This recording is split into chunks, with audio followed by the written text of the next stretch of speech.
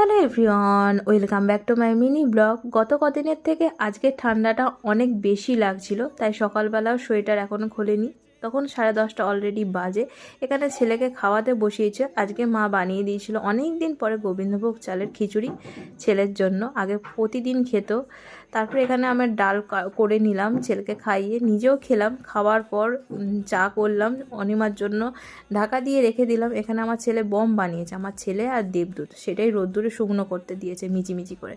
আজকে যেহেতু রবিবার, তো ইতু পুজো ছিল, মা ইতু পুজো করে দুপুরবেলা ফল কাটার ডিপার্টমেন্টে হচ্ছে আমার শাশুড়ি মা আছে, বিভিন্ন রকমের ফল বসে বসে কাটে। এই যে সবেদাটা, এই সবেদাটা হচ্ছে আমাদের গাছের, অসম্ভব মিষ্টি। যেমন মিষ্টি সেরকম সাইজ, এত বড় বড় হয়। আজকে আমার জন্মদিনের খাওয়ালো সুমন, অনেক দিন পরেই বলতে গেলে, কিন্তু আজকে মনে ছিল, ও খাইয়ে দিল। এখানে আমার ছেলে সন্ধেবেলা পড়তে বসেছে। এরকমভাবে দিনটা কাটলো। That's it, tata bye.